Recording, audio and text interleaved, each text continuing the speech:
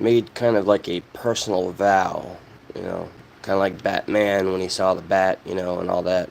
He said, I will make this war on crime till the day I die, right? So I want to propose a question. The title gives it away. I'm sure the thumbnail makes it very obvious. Suboxone, something that I am generally really, really, really reluctant to talk about because of how close to home it is, or was, is, whatever the case. And one thing that I remember when back in the back in the days when Pepperidge Farms, what's up, Twisted?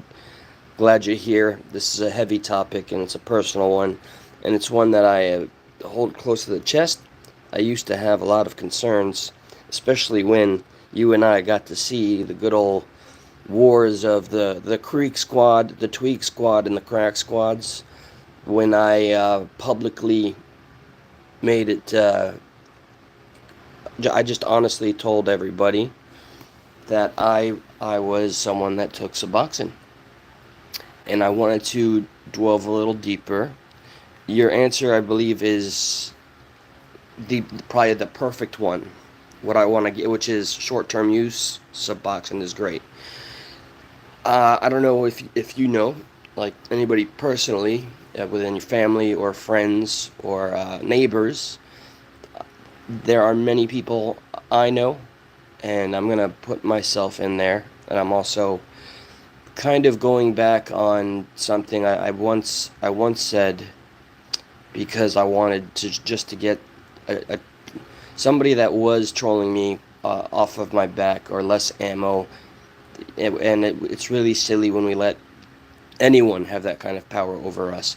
I always pride myself in being very open and honest about everything. Yeah, you know all about it. Right, so here we are.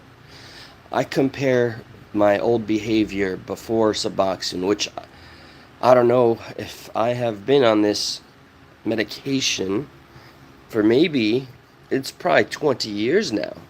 I mean, everybody knows my age, at least when I make it be known.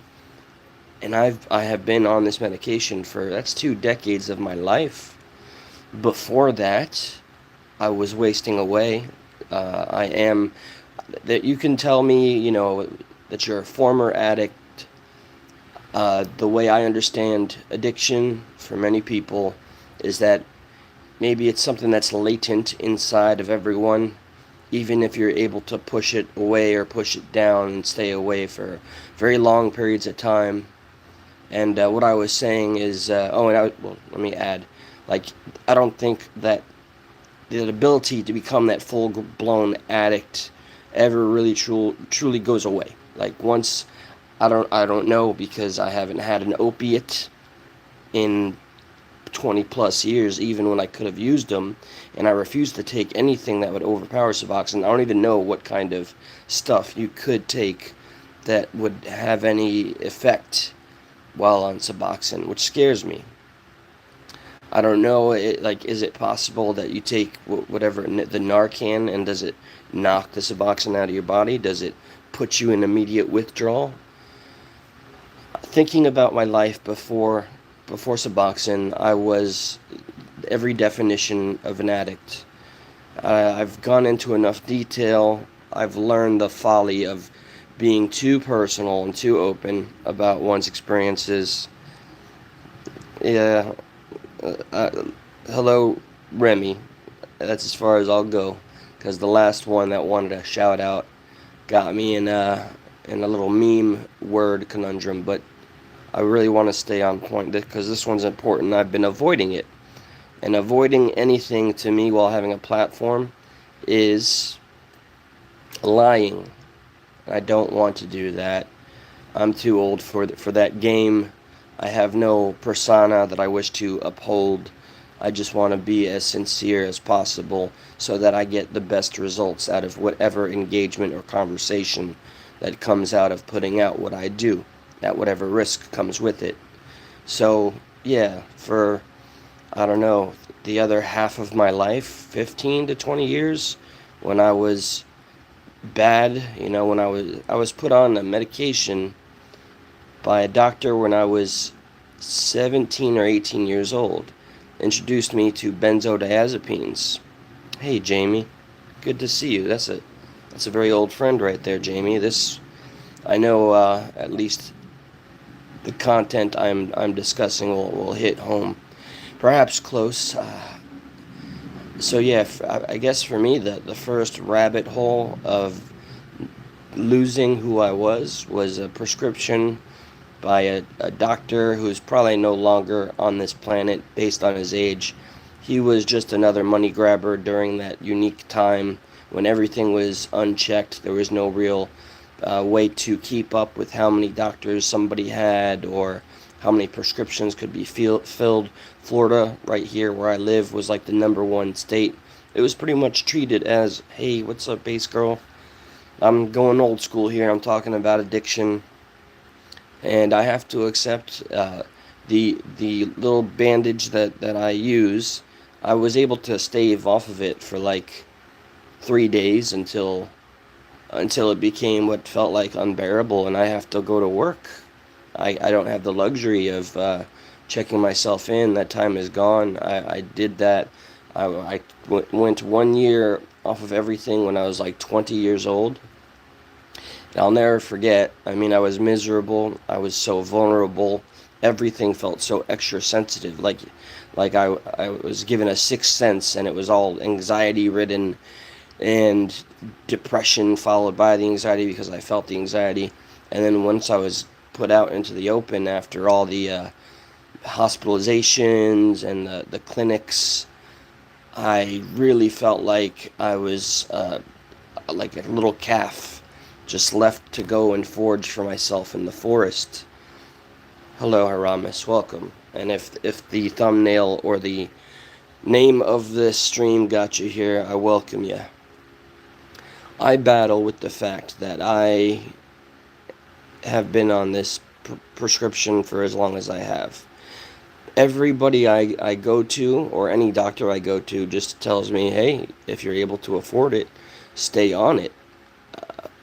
But I don't know. I'm curious as to other people and how they use it. Like I think I lie to myself in the way I use it by breaking it up into very small pieces.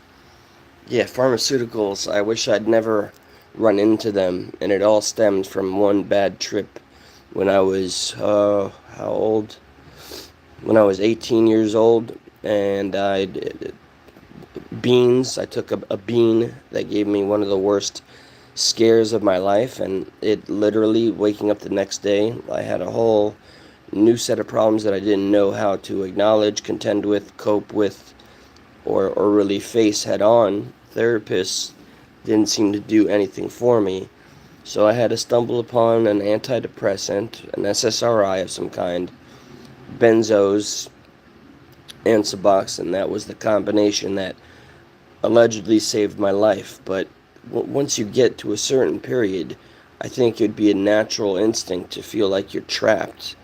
What's up, Steven? It's disgusting, and it's right. Did you get? I hope anybody that's on Suboxone, I hope you were able to get involved into the massive lawsuit they're facing, because when they first came out, they never mentioned any problems one would have with any decay.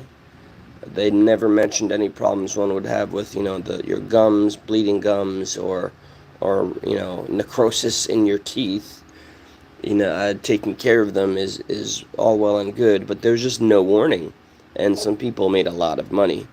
I have to, not on it anymore. Oh man, that's a big accomplishment. Massive congratulations.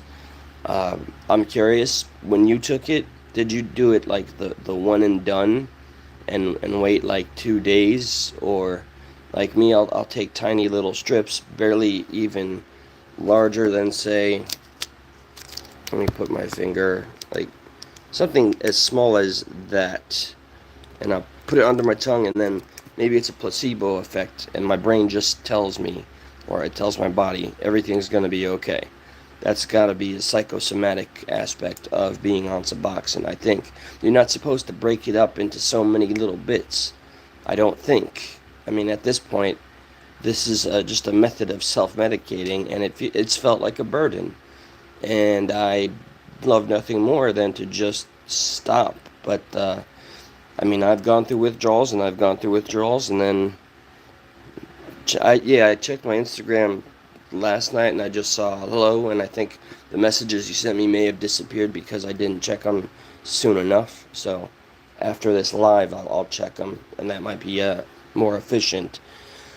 I want off of this stuff. It makes one feel like a prisoner. You feel like you're not really free, and you know what's really worth living if you don't feel completely free of your own volition. Like if you feel you're being a prisoner within yourself. If I can't get through the day without having that little safety net, I don't feel like I'm enjoying what should be complete freedom of oneself. I feel like a puppet on strings. I was glad that I got off of it for those few days, but it hurt. It hurt too much. Shit never helped me, made things worse. Yeah, they put someone out. No one has ever taken it. I mean, I'll never forget the first day when I was deep into the blues, which are not on the market anymore. Those damn blues, they helped me ruin my life. Nodding out in restaurants, my face planting in the restaurant into miso soup. I mean, it's a lot of embarrassment. It's a burden you carry with you.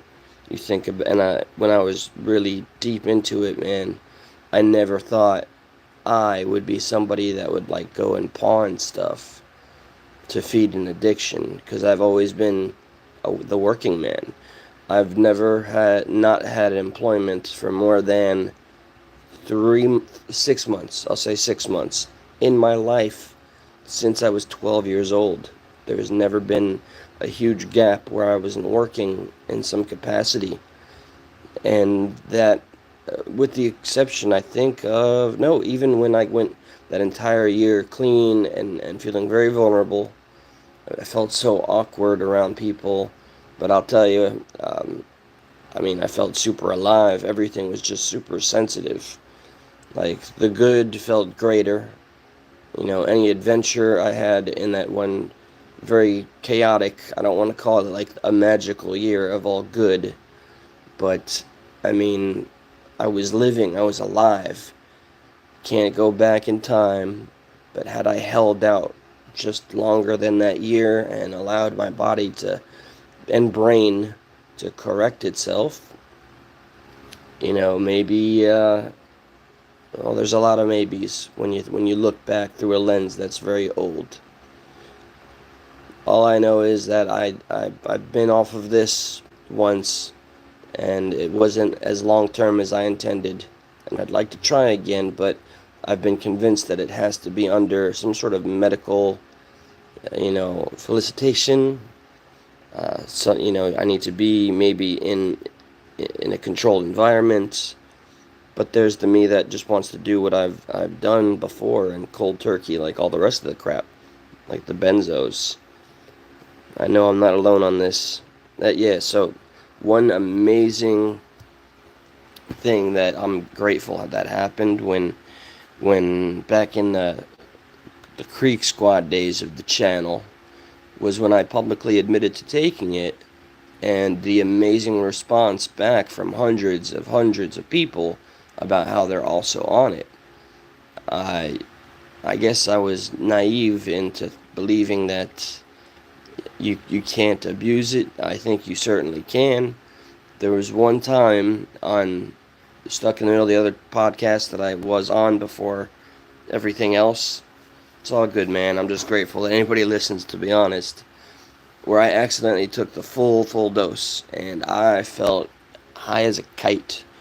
It was too much at once, and it's recorded live in the archives of that channel, and it was a total accident. I put it there. I was like, holy crap, I don't want to waste these things, so I guess I'm just going to let it do its thing.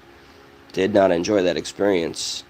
So I think there's people in here, people that I trust, that have come to the conclusion that it's evil, and I do think it should always be advertised as a temporary solution, not something that we should all be doing long term. Speaking of bad habits, you know what I've returned to, and I was so happy how I was able to turn this off like a light switch, just like I did with drinking way back when. But I don't know, man. As I get a little older, yo, Krupp, what's up? It's I recently saw or learned about you, I guess, from a mutual, and I don't know much, man, but I know you're a grinder, man. Like, you know, you're trying to do your thing. So just want to say, keep it up, man. You have potential to do amazing things. Just keep on doing it. Consistency. I should have. I needed the hiatus when I had my hiatus, but I wish I would have come back and defended my name and taken on every little backstabber that went against me. I am not without sin or flaw. I hurt people, hurt people, hurt people. Nobody's perfect. Nobody's infallible. But I wish I would have fought for my name's sake instead of going away for 4 months or 2 months or whatever it was. But anyway, with that being said, let's get back into bad habits. You know, I put, every time I go live, I make sure that it's circled and it's filled in. This video is not for kids. You would think the algorithm would maybe pick up on that and prevent kids from getting in here, but what was it? A few days ago, Pitbull's, one of the mods here, had to remove somebody that was 11 years old. What the hell, YouTube? Like, you got one job. You have all of Google at your arsenal to ensure that the wires don't get crossed. You probably can identify that the person behind the account is a child, I would assume. What the hell's wrong? And then the irony and amusement to me is how the algorithm will still recommend children to channels that are absolutely deplorable, and they'll be marked as family friendly. They'll be marked, and then you have bigger access. You get taught it in the algorithm more because there's no limit to the audience that will have access to you floating around out there.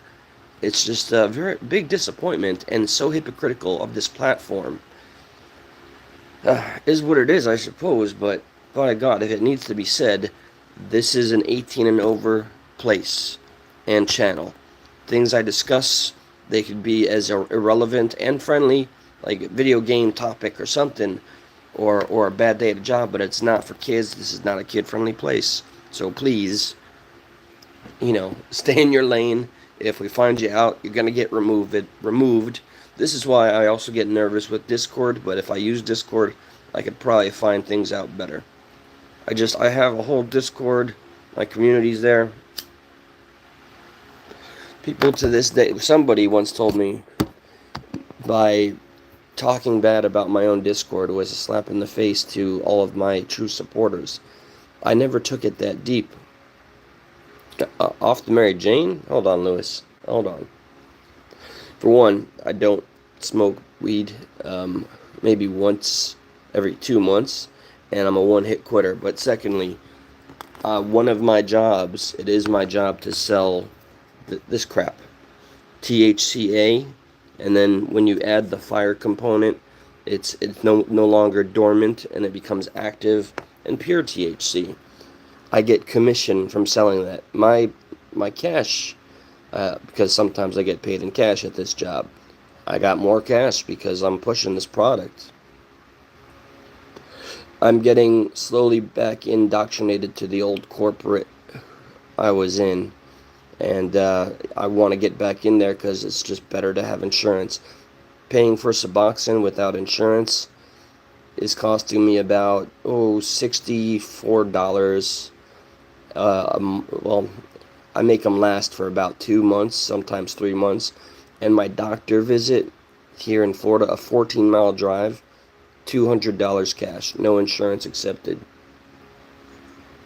You'd think with all the regulations that they made, they would make this somewhat easier on a working man, but I suppose this is where self-accountability needs to be kicked in. You just got to make sure that you're always good. Thankfully, I was a saver, even when I can remember dropping 1K on getting a bunch of blues from back in the day. And I think Steven, you mentioned, you know, blues was like crap or whatever, but it was my DOC for sure, and that was the only DOC at the time that I had used in almost every capacity. I didn't do anything with the poop shoot. Thank God I can say that. But I did do the whole put it on tin foil and light the sucker, and as it goes down, and the part, I remember that, just the quickness of feeling that sensation, and how I'd feel like the life of the party is all so fake. It's an artificial version of yourself.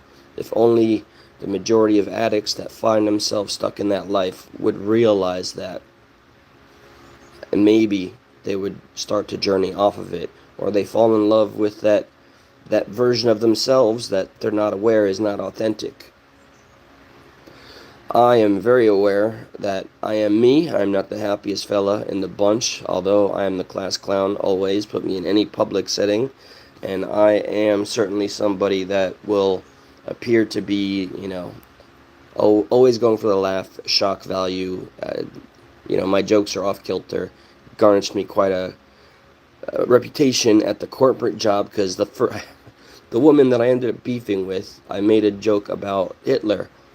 And, I'm kind of Jewish-ish, and she's full-on Jew, and I compared her to Hitler on the first day I met her. And what does she do? Being an adult woman, goes to not corporate, she tells the store manager. But I love how she was so racist privately with me about our demographic in that area. Hypocrisy, man, hypocrisy. So yes, oh yeah, see, oxys, I was afraid of those.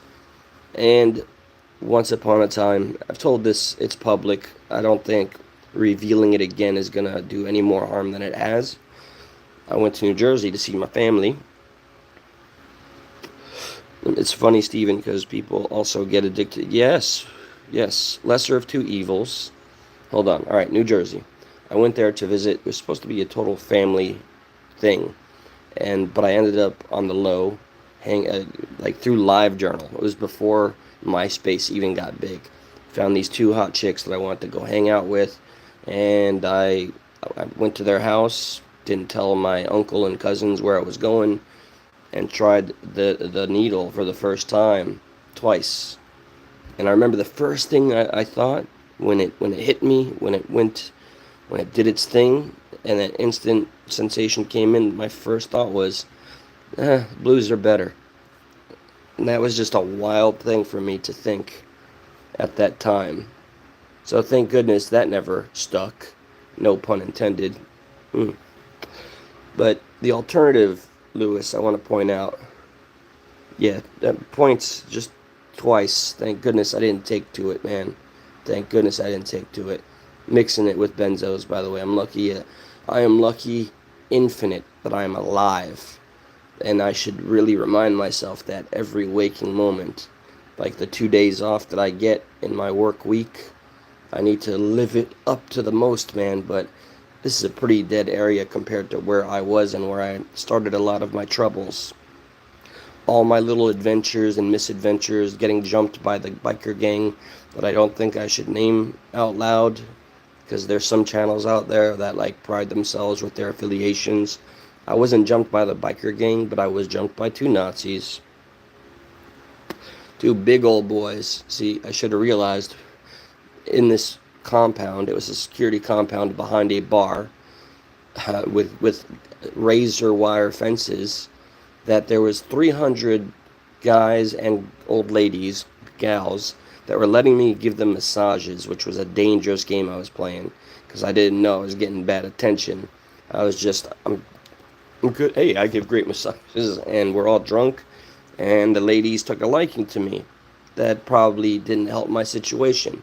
So this dumb, drunk Nazi punk, he was not in anything affiliated. You're not allowed to wear colors or have any sort of affiliation representation if you go to a certain biker club. and I brought a woman with me to that place. I'm gonna go through two of these today. I've been apprehensive about showing me smoking on here. You know, TikTok will absolutely ban your video if you smoke, but look at all the content you can find on there. Hypocrisy everywhere. So, the Nazi scumbag sitting next to the girl I brought, not my gal, she was just a friend. She was really the ex-wife of an old best friend of mine that if I ever see him, I will do my damnedest to, in Minecraft, remove his teeth in Minecraft. Because he is, let me not go back into this, because when I have told stories about this dude, I was reached out by his abandoned daughter's grandma begging me to stop. Because after her mother passed from an overdose, I went to 8 funerals last year, a reminder of what I've survived, which sounds so selfish, but if there's anything I'm going to take away, let's see. That's about, I forget, maybe 4 ODs, and then everything else was of a violent nature. One was a homicide, where my buddy beat the brakes off of somebody with a motorcycle helmet on, and he had an empty piece on him, and he may have, knocked him in the head with it a few times. I know teeth were lost, and then when my buddy, and this dude was a dealer, he went to my buddy's house unannounced, wanting to collect a debt at 3 o'clock in the morning. So my friend assumed he was, I don't know, he wasn't going to pay right then and there, and he beat his ass.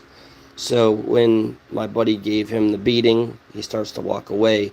The coward, deciding he didn't want to take that beating the way he did, or didn't like the outcome, took out his own piece that was loaded, and right in back of the dome, in front of his child, and in front of his wife. I had another friend. You could find his music under the name Rabid. He went out, I think, as an OD. There's another guy that used to be a supplier of mine. I'm going to go back to the biker thing. Let's put a pin in that for the moment. This one stuck with me because it was the earliest. This wasn't last year. I guess if you see me smoking ever on a live, I'm going to be talking about some deep shit, like stuff that I don't like to face publicly. This is somehow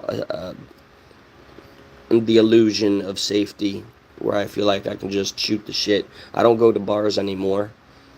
Check this out. The one bar that I used to go to was run by this awesome Marine veteran. I won't say his name either. I think I shouldn't, even though he made the news very, very in the community. And I remember, I went there for like 5 years or so. He'd always hook me up and overpour. That little bastard. He was such a good, well put together guy. Like, when you looked at him, you thought he had shit like taken care of, man. And Lewis, I don't know if you ever went to this bar with me. It was called Cheers. There's a second one that's still standing, but the one, I don't know, because I've taken just about everybody to it, including our mutual friend that has a V in her name. He did that. He took his own with his piece. That was another funeral that happened last year. And the last things I remember, he started to close himself off to me and to his people. He was well loved in this community. And the last thing I remember him citing was financial issues. And let's not pretend that men are like not. We're the largest percentage of human beings that take their own lives, usually because of having the burden of having to take care of so much. And I don't know why. He could have reached out. He could have said something. I would have done anything I could to prevent this. But when you reach that point, that's let me see. Yeah, that's corrupt. That his first name, yeah. Mhm. We had a strange falling out, but I understand. But it's, I guess, to give a little back history. I'd like to think that I had a part in him feeling inspired to make his channel and to do what he does, and I'm proud of how far he's come, and I hope he stays, in the positive and doesn't fall back in the negative. But Suboxone, when you've been on it for as long as like a 20-year span, is there hope? Is there hope? You know what they do in Russia, by the way? Let me see. We got Smoking the Whoopi Goldberg, South Egypt. Okay, all right. Deluxe Mega. Right. Okay. What the hell was I just talking about? I gotta stop reading Lewis's. The Cheers bar. It was a hole in the wall, man. It was a place for our community to go and not spend like $11 on a beer. Run by a good man that understood the working man, needed a spot to chill. Yeah, a lot of fights happened there, but that had nothing to do with him and everything to do with the clientele. There was one security guard there. I helped him like 3 times break up fights by getting involved. I have a terrible knack of getting involved in other fights.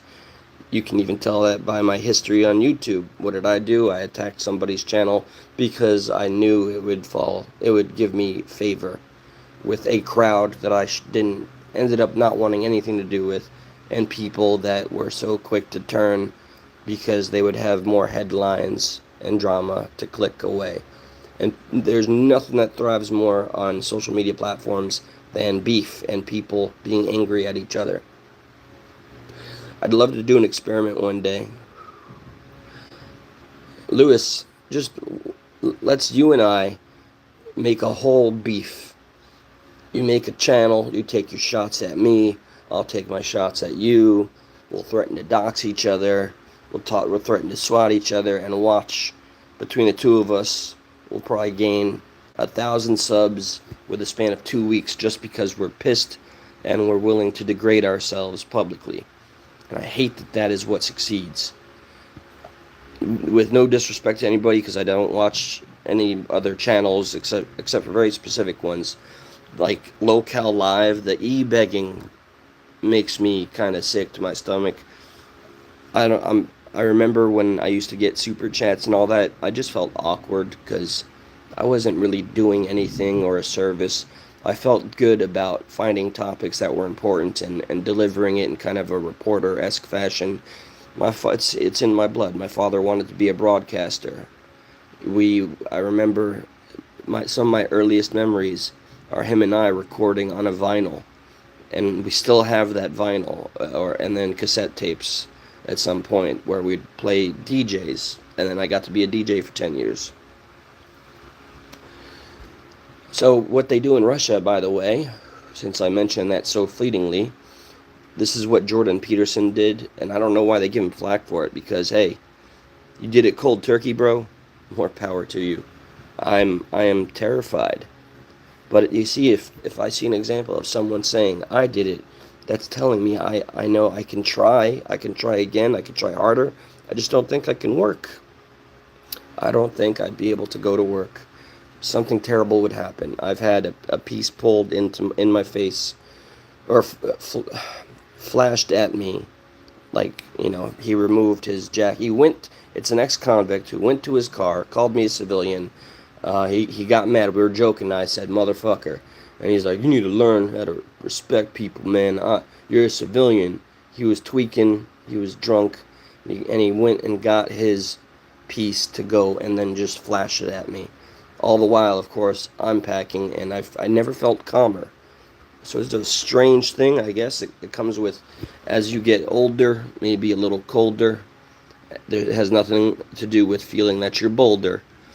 I just felt adrenaline, and I liked it. I stayed calm. I got to laugh at the insults he was hurling out at me, asking him if this was all really worth it, because I called him an MFer. Larger platforms can get away with cursing a lot more than the smaller channels. I don't understand the double standards. Why do I care if I say motherfucker or not? I don't, to my core. I guess there is that little piece of me that worries about how much YouTube will suppress whatever. Who gives a fuck? But yeah, the whole, I don't know, the whole drama channel fiesta was one of the largest turnoffs for me, and did play a huge part in me walking away, deactivating my channel, and well, here I am. This is my last day off of the week. It's going to be nothing but night shifts from here. Yeah, well, here's what I can do around here is not much, man. I got to go drive back to my old neck of the woods where there I can go to the range. That's like ends up being more than I'd like to spend, but man, is it therapeutic. Being in Florida, I thought there was more open fields I could go and set something up. There is a huge park that is connected to the Everglades, closer to where I used to live, by the trailer parks. I maybe I can go there and learn about what the rules or the laws are, because I don't want to get pinched for just trying to enjoy a hobby. And yeah, I'll make a little reference to the incident that it went mini viral, in a sense that it gave ammunition to people that hated me, and they would talk about and make fun of how I had an accidental discharge in my vehicle. Another, holy crap, Eli, you really literally dodged a bullet literally whizzed over my leg, 3 o'clock in the morning. Red light, car is right next to me. I am deaf when it goes off. I look to my left and I'm trying to play it cool when the dude next to me knows what happened, knows what he heard. I mean, I can only imagine the flash. I'm surprised the windows didn't crash. And there's still a hole somewhere that I can't find, and it hit my ignition key. And then so I look at the dude, I just see his head like going left, right, left, right. He's doing this. And when that light hit green, boy, but I mean, I got things for myself. There's the beautiful woman that I'm with. We only get to see each other like once a week. We go to the Kava or Kratom bar.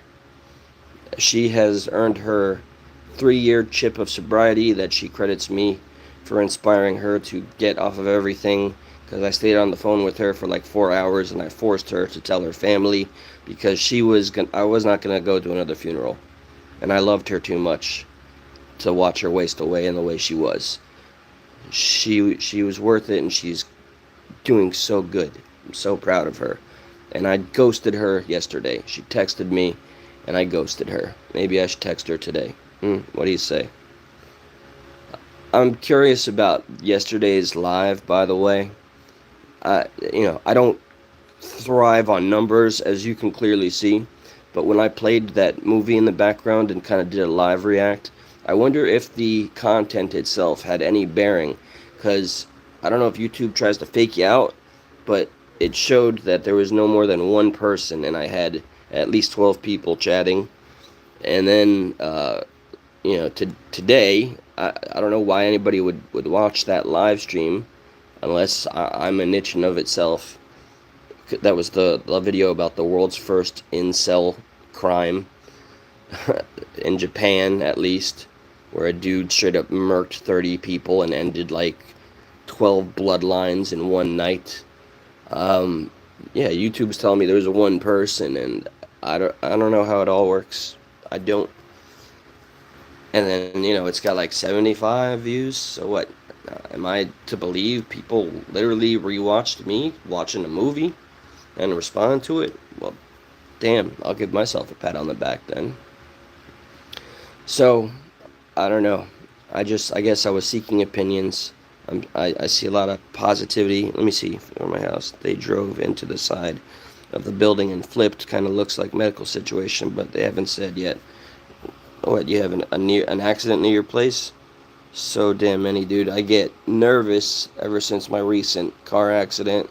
I get nervous making U-turns now, and I need to turn that shit off. Or maybe being nervous is one of those good instincts, like anxiety is also something that needs to be treated and not just suppressed with medication. It's our whole fight or flight. We've messed up our own genetic makeup with all these artificial things, as if social media wasn't enough to mind fuck a kid's head into not understanding identity and thinking that all of their value is placed in the opinions and the numbers they see on a screen. That's what I take away from that show, Adolescence, on Netflix, which I will still recommend for like the fourth time because it's brilliant. It doesn't give you an ending that you're satisfied with, but the message is clear. I don't see feminist subversion. It just happens to mention Andrew Tate and other stuff like it. Your life stops going cold turkey. They took me 8 months and didn't sleep hardly for 3 weeks. That sounds terrifying. The worst withdrawals I've been in were all controlled environments when I went to bark, court ordered, and I had to get off of 3 medications in 7 nights. Then they threw me in some other program for 30 days, and then I had to just go to classes and get piss tested for a year. And that's why, my one drug, sharing too much, my one drug charge was expunged.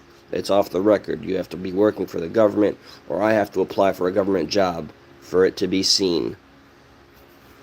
It feels good to be transparent. I've gotten feedback at times from my family like, yo, why you sharing all this and that? I'm like, in my mind, I'm like, because life is something to be shared. And by God, I got some kind of a gift of gab where I like speaking enough to where I hope someone can take something away from it, or whatever it can inspire in turn. Like there's a couple of channels that appeared or did a little better after I met them, and that makes me proud. The way it twisted up, though, was a damn shame, and remains as such, but bygones be bygones, and we all move forward, marching ever forward. What does everybody plan to do with their day? Is there any, check this out, and I love this, alright? The Snow White movie bombed. It bombed because it deserved to bomb. And you know what movie has done better, which was on such a lower budget? The Jason Statham movie about a blue-collar worker taking some vengeance into his own hands, by the same director who made him in that Beekeeper movie, which was so satisfying at the time because my mother was being plagued when she was having some dementia-esque issues. I don't know what it is anymore. She's just 80 years old and struggles understanding what's real on the internet, which is a trip in of itself.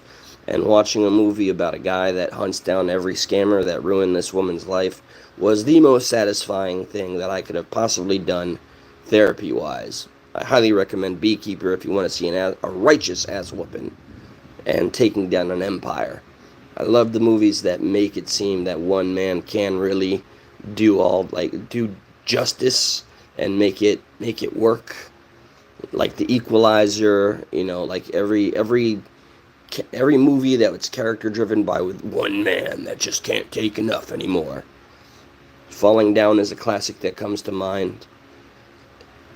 With all this damn knowledge I have of movies, because I watch movies from all around the globe, man, that if I would ever just teach myself OBS or how to just do the editing, I mean, I found somebody that's willing to get paid a very realistic fee, and just said, just do your lives and send it to me, and I'll cut it up, man, and I'll add the graphics. And I stopped responding. I have a real good way about starting things but never seeing them through. I guess that's my takeaway from sharing. And I have to decide. I'm going to have to decide what's 8 months in a span of all the other years that I have before me, however many there are, given that I self-destruct myself so damn much. Looking at all these empty cigarette boxes and crap that I ingest. Alright, it's starting to thunder, and I'd rather not buffer. Thank you, Twisted, Lewis, Stephen A., and your consistent energy. I wish we could just have a beer sometime, y'all. Wish we could have like a good old-fashioned barbecue meetup and just chill and be real, But hey, and Jamie R., I've known you since I was 17 years old, Jamie. I mean, that's some history. I hope you and your family are doing amazing, Where you at, Steven? Are you in the state? Like, are you in Florida? Shit, man, make it happen. My email is progressivepatriot44@gmail.com. That's my secondary that I've ignored often. Massachusetts. Editing isn't too hard. It's just that I'm going to check out your channel. If I'm not subscribed already, I'm going to subscribe. And I want to see what you got going on there. And if you do panels, something I need to do. Would you guys like to see a return to form of some panels? Because I love interviewing people. I'm building up this network of people that have agreed to be interviewed, but I'm leaving it to them to call me. I need to get more proactive. If I really want to do something with this channel, which is just, I want something that feels fulfilling. I don't draw comic books like I used to. I don't write poetry like I used to. I don't write little mini novels like I used to. I am a complete consumer and I don't want to be that. But the editing is something that I've put off way too long. I've installed some of the free stuff, CapCut and all that. I found an even better one. You can pretty much AI edit everything now. But AI scares me. That doesn't mean I should avoid any of the positives, though. Never forget, just a little fact about AI for any of the people that end up coming in at a later time. For one example, one of the most in our lifetime examples of the dangers of AI, aside from all of the things we know it could do economically, is that these two well-meaning scientists typed in a bunch of ingredients into their AI program with the intention of it developing vaccines, and instead it invented somewhere in the ballpark of 11,000 brand new ways to eliminate human beings by just putting all these ingredients together. And what they did with that was they went public with it, and instead of people being scared and taking a warning as a warning, they got approached by third world militaries and offered billions of dollars. That's the world we live in, but let's not leave it on a bleak note. Hug your loved ones, especially while they're there, to know that you're there. And do well with yourself. I'll figure something out today, I promise. You all, y'all mean a lot to me, even though you're just names on a screen with some text that is supposed to resemble your consciousness. Also known as a conversation. I'm a veritable wordsmith over here. But yeah, man. Bass Girl, I hope you're doing super well. I'm glad to see that you've been putting out some positive stuff. I miss you dearly. Everybody take care, okay? Lithuania? Nope, but I'm going to Google it now. Peace out, my brother.